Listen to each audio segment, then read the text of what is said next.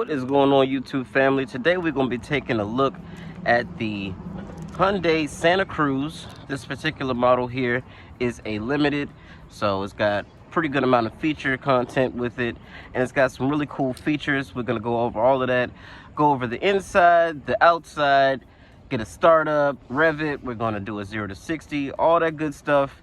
Special shout out to Annapolis Hyundai. Appreciate you guys for always allowing me to review your inventory. Really appreciate that. Special shout out to my guy Tal. Tal is a great guy. He always, no matter what I ask, he'll always grab a key for me and let me do a review for him. So obviously it's free advertising for them, but they don't have to do it, so I definitely appreciate it. Make sure you like and subscribe, guys, and we'll get started. First thing it's got that I think is pretty cool, besides these lights, it does have remote start, as you see in here, but the way that they've set up these headlights is really cool. You've got quite a few light elements here that are actually hidden and blended in to look like they are part of the actual grille, but they're simply not. They're actually lights. So this here, this, and this are all actually lights, and they are the daytime running lights when you start the vehicle up. One thing I'm already wishing this car had is the smart park assist that Hyundais have become known for. It doesn't have that, but that's okay. I'm gonna go ahead and hop. Now that they've finally done is they've gone to 2 separate touch points for the door release. So just like most other cars now, you just touch behind the handle and that will actually unlock the car for you. So very cool, very nice. This one's trimmed in this dark grayish sort of leather with this orange contrast stitching. As you see, it's completely brand new, so it doesn't come like that with the white. That's not a part of the interior, that all peels off. But let's go ahead and hop in, start it up. Very nice gauge display. Full LCD display here. You have another widescreen display over here for your navigation, your Android Auto, your Apple CarPlay. Traditional shifter that most people that are buying a pickup truck or pickup truck-like vehicle are going to want to have, just for that more traditional feeling of control versus like an electronic shifter. Another thing that they would probably appreciate is some actual physical touch hard buttons. This is all touch capacitive, which is fine. Because so far it seems to be very, very responsive in its actions. Whenever I click something or touch something, it responds pretty much immediately. Same thing with this display over here. That's your map. Like I said, Hyundai has been doing this right for a while now. They actually allow you to use the entire screen for navigation, which is very, very nice. And it is hot as Satan's tank today, so we're going to go down here and turn on our 3-stage cooling seat. It does also have a heated steering wheel, heated and cool front seats for both front passengers. Really nice, cool looking air vents. It's got a really cohesive, nice design in here. I'm actually pretty impressed with how everything is laid out. It's got some actually pretty big paddle shifters. They are plastic, but I'm surprised they take up this much real estate at the back of the steering wheel. It seems like they are kind of encouraging you to use them. All of your buttons have a really nice click to them, and you know, sort of just very satisfying to use. The horn sounds like, so it's a little light-footed, a little light-hearted, but it means well. And we do have automatic wipers, automatic headlights. It's got pretty much everything you can think of: lane keep assist, adaptive cruise control, automatic emergency braking. It does have wireless charging down here as well. I'm not for sure, but I'm 99% sure that Hyundai, Genesis, and Kia still have it where you have to plug up your phone for the Android Auto. Yep, USB cable only, so it does not have the wireless Android Auto and Apple CarPlay just yet. No power folding mirrors on this model either, which I'm kind of surprised by. That's a thing that they seem to like to throw into Hyundais and Kias. But as far as the build quality is concerned, you're probably expecting that to be hard touch plastic. It's not. The plastic right beneath it is. This is like a sort of cloth pattern here. This is soft touch injection molded plastic here. This has got a stitched leatherette portion down here as well. All of this is hard touch plastic here. Dashboard, again, soft touch This is soft touch, more of that fabric material. Got a bin style glove box, which is damped. It's not lined with felt, not that you would be expecting it to be in this sort of vehicle. But so far, I think it's pretty daggone cool. You do get a standard size sunroof, so it's kind of small. Kind of would expect them to make it panoramic just because the Tucson can be had with that, and you know, a couple other of their SUVs that use this platform, so I'm just surprised they didn't put it on here. But again, maybe they just figured the buyer for this car didn't care. So guys, so let's hop out and take a look at these lights. Check out the headlights, the tail lights, all that good stuff. Now it does have this pretty cool little sort of emblem of itself on the side. Oh, it's kind of cool. I kind of like that little Easter egg on the car. So you see you got full LED headlights and high beams. As you can see now that I'm down here, those little pieces of the grille are actually lit up, so you can see that. All right, and they're even brighter in the daytime when you have the headlights off. Those are the daytime running lights, so they do become even brighter. You can see you have one camera here that is a part of your 360 camera. This plate down here is hiding the radar sensor for the vehicle's adaptive cruise control. And then it's riding on Michelins. These are 245/50 R20s. Very cool wheel design. I do like that a lot. And if you're wondering, like, why is the car ticking like that? That's just how those GDI engines sound, those direct injected motors from Kia and Hyundai. There's nothing wrong with it. You do have turn signal indicators in the mirrors. Again, they are not power folding.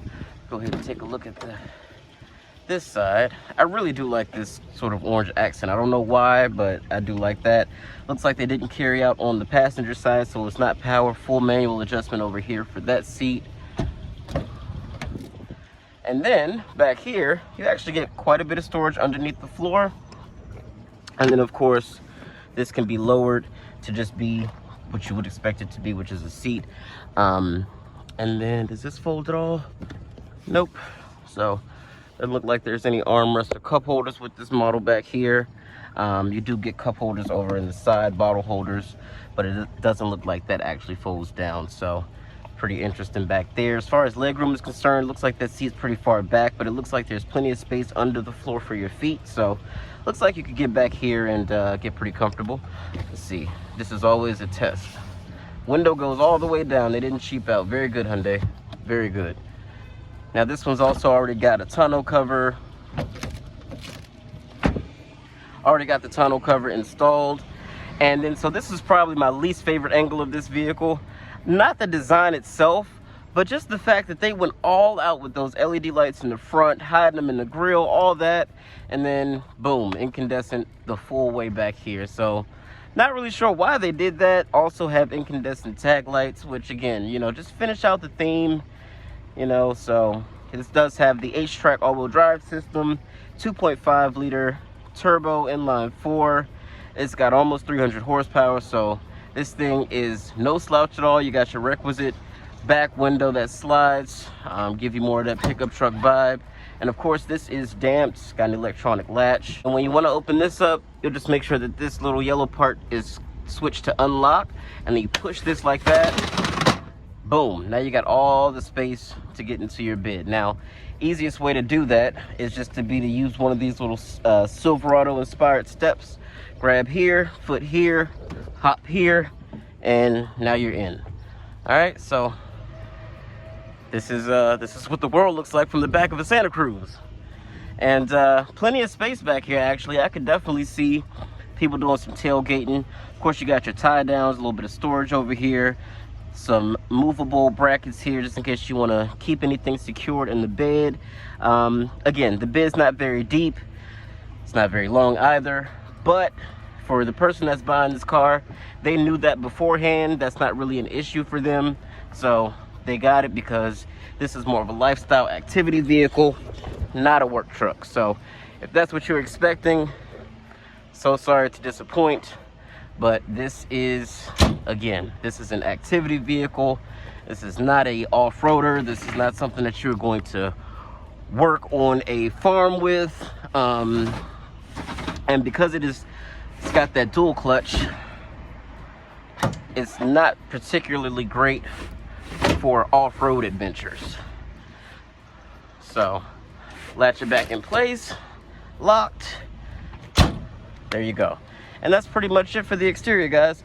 We're getting ready to hop in and do our POV test drive. Before we get started, you're looking at 2023 Santa Cruz Limited all-wheel drive with everything, including wheel locks and the tow hitch, as well as the cargo net for the bed.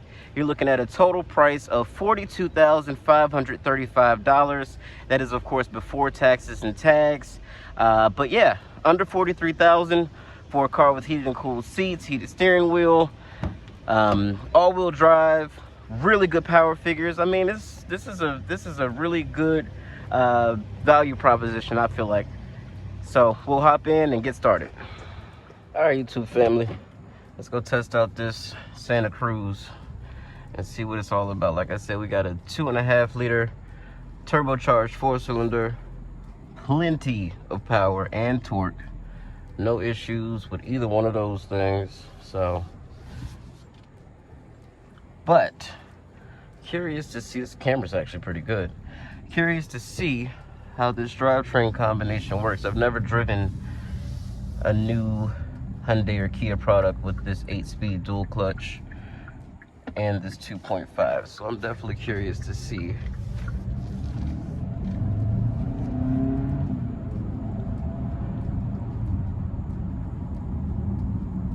Well, definitely didn't have any trouble getting out on the West Street, not that I thought it would, but. And so far, I have it in smart mode, so the vehicle will kind of put it in sport or normal or eco based on my throttle position, how often I dig into the throttle, things like that. So all of those things play a factor into how the smart mode works and reacts.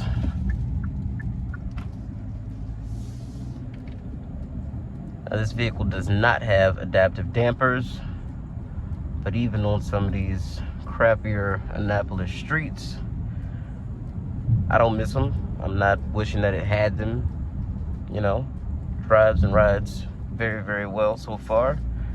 I really like the quality of the leather on the steering wheel. Very high quality leather on the steering wheel for sure.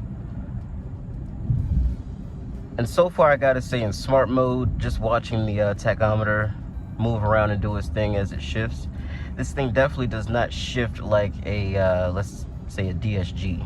You know,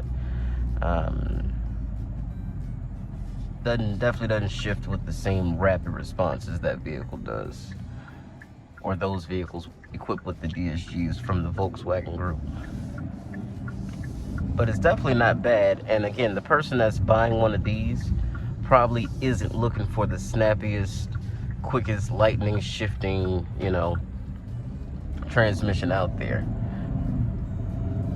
But it feels, once it's moving, it feels very much like a torque converter, you know, sort of just traditional automatic.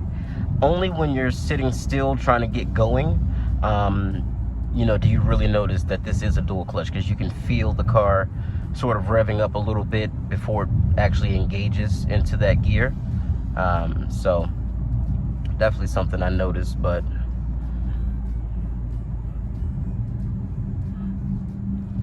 other than that, so far, this has been a pretty pleasant experience. I do know that I've seen a few people take these off-road, love that camera situation. That's probably one of the cooler features thought of in the last, you know, 10 years or so, 5-10 years. But anyway, I've seen a few people take, not necessarily this particular vehicle off-road, but the same sort of powertrain. Go ahead and turn on auto hold. There we go. And the vehicles almost always seem to have some sort of overheating issue.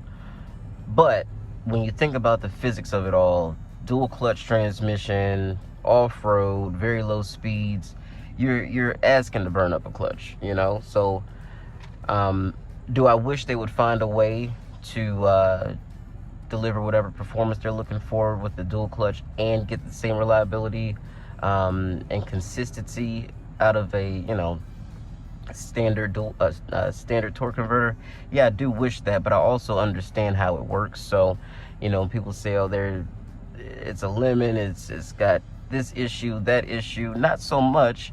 If you take anything with a clutch pack off-road and you're asking it to turn at a really slow rate, and you're asking for crawl ratio, you just need to be driving the right vehicle. This is not the vehicle for that. And so it's not its fault that it's being pushed beyond what it's built for. This car on a, you know, on a highway, on a dirt road, on a farm road, it would never overheat. That would never happen with the transmission. So, of course, in those more extreme situations, more extreme off-road scenarios, you run the risk of damaging anything, but you run the risk of damaging a dual clutch equipped vehicle even more so than anything else. A standard transmission, manual transmission, you know, any of those, you just have a higher chance with the dual clutch. It's just more going on. So that's sport mode.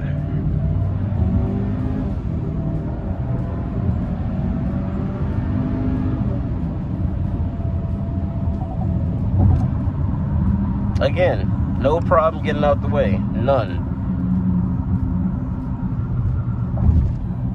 at all.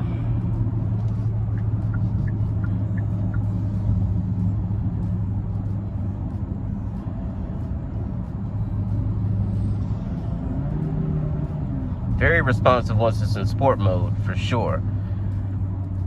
Let's go through the drive mode. So we have a snow mode, smart, which again will swap between normal and sport depending on your throttle inputs, sport, and then normal. So they change depending on whatever mode you're in. Typically just would leave it in smart mode. Seems to do just fine. Don't have any issues with that. If you want to get to your next page, you go through here. If you have any navigation destination set, it'll show it here. And then your all-wheel drive monitor shows here, which you can go through that as well.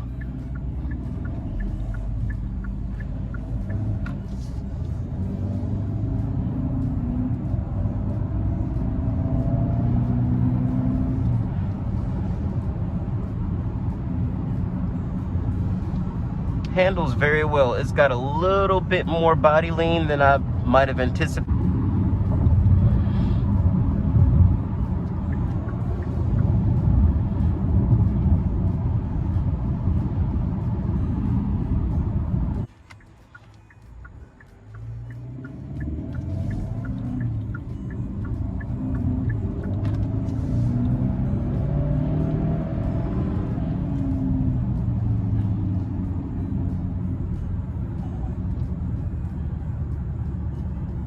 Has absolutely no issues getting out of its own way at all.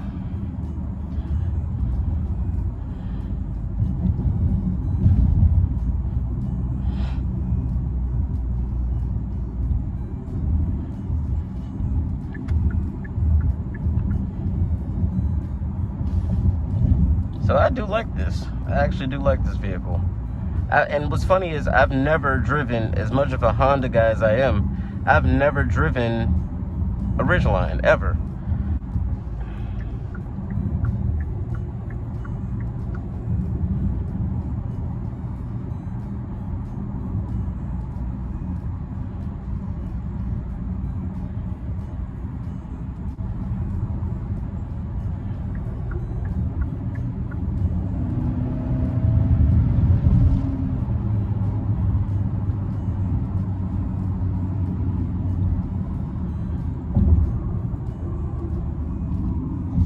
Make sure nobody's behind me. I'm gonna do 0 to 60 for you guys. Put it into sport.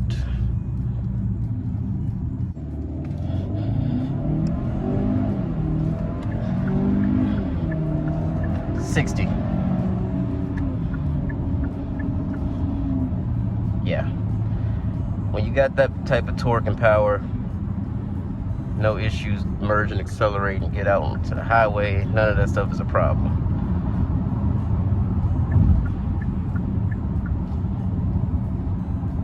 None of that stuff is a problem at all. And I'm sure, like I said, on some grass, some dirt, some loose gravel, this thing's actually probably a blast to drive because the H-Track system is actually not bad at all. It's not super handling all-wheel drive by any stretch of the imagination, but it's pretty daggone good, and especially when paired with a traditional stepped automatic, not the dual clutch. They don't seem to have, you know, many issues doing the things that you would expect a car built like this, you know, to do. So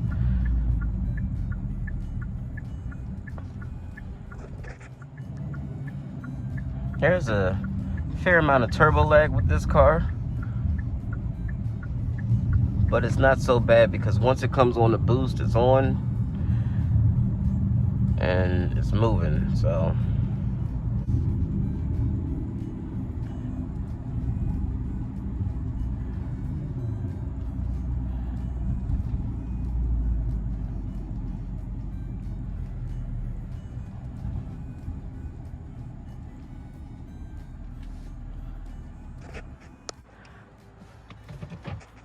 I want to thank you guys so much for joining me today. I appreciate you watching. Make sure you like and subscribe. And like I said, I'm going to be doing my best to bring you guys more content. Oh, wow, that's nice. Oh, that's pretty damn cool, Hyundai. Very good. So Hyundai's camera systems have come so far. And I actually really like this traditional shifter. It's got a nice, you know, nice grab handle, so you know exactly what you're doing. Pretty cool. Fairly deep center console, and like I said, all the heated and cooled seats anybody could ever desire. Electronic parking brake, hill descent control. You have your button to bring up your camera really quick, and then you have a center differential lock as well. That is a clutch pack in the middle. That is not an actual differential. There's nothing actually locking. The computer system is doing its best to make sure that that clutch pack is appropriating power to that back axle at maximum, as much as it can at all times when you have that in lock. Other than that, you're not actually locking anything. But like I said, really like the switch gear in here, like even the sort of crystal knurled finish on the end of the windshield wiper stalk and the turn signals. Just little details like that, you know, make a car feel kind of special. So very cool. Not a fan of the touch capacitive buttons, but like I said, they work well, so I'm actually not too upset with it. Yeah, very nice vehicle. Again, thanks so much for joining me, and I will catch you in the next one.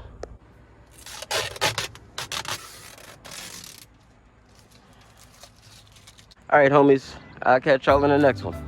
Yeah, the Santa Cruz is a much better looking vehicle. I'm sorry.